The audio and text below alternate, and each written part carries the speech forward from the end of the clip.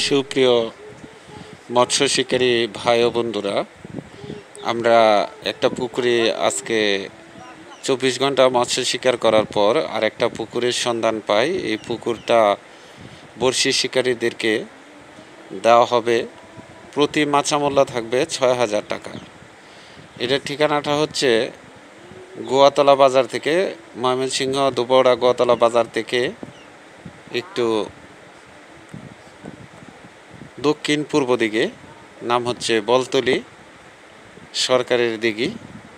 তো এই দিঘি চেক করার জন্য আমি এবং আমার সহযোগী জয়নাল ভাই, খুব শৌখিন মৎস্য শিকারী, চলে যাই পুকুরটা চেক করার জন্য কি কি মাছ আছে এবং মাছ কেমন পরিমাণ।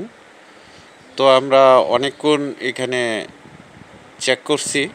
দেখুন, এই যে একটা হিট হয়েছে, একটা সুন্দর রুই মাছ।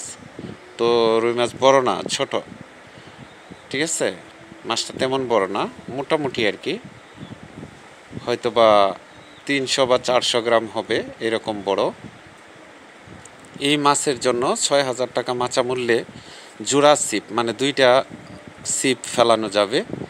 আমার চয়েস না, কারণ মাছ অনেক ছোট আর মাছ তেমন ঘন নাই, মানে পাতলা মাছ, কম মাছ আর কি। তো মাছ যদি যে পরিমাণ, যে সাইজ ছিল, এই সাইজে যদি মাছ ঘন হইতো তাহলে ঠিক আছে, মাছগুলি পোষাইতো। কিন্তু এটা হচ্ছে মাছ পাতলা মাছ, মাছের সাইজ ছোট, যার ধরুন আমার অন্তত চয়েজে নাই। যদি আপনারা কেউ এইখানে মৎস্য শিকার করতে চান তাহলে অবশ্যই আমাকে কমেন্টস করে জানাবেন। এটা আজকে হচ্ছে বৃহস্পতিবার, আজকের তারিখটা হচ্ছে 27 জুন, রোজ বৃহস্পতিবার।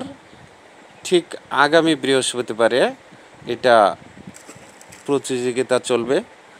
তো কেউ যদি আপনারা এই পুকুরে মৎস্য শিকার করতে যান, আমরা অনলি ফর পিঁপড়া ডিম টুপ হিসাবে ব্যবহার করছি, কেননা যে আমরা এই দিঘিটা চেক করার জন্য ভালো টুপ ইউজ করছি। হয়তো বা বয়েল টয়েল বা ছাতুটা তো অন্য কিছু ইউজ করা যেত, কিন্তু আমরা পিঁপড়া ডিম ইউজ করছি যে মাছটা কেমন ঘন এটা দেখার জন্য। আসলে মাছ তেমন ঘন না, আমি অন্তত ইচ্ছুক না এই পাগায় মৎস্য শিকার করব। তো আপনারা যারা ইচ্ছুক অবশ্যই আমাকে কমেন্টস করে জানাবেন, আমি আপনাদের জন্য সিট বুকিং দেব।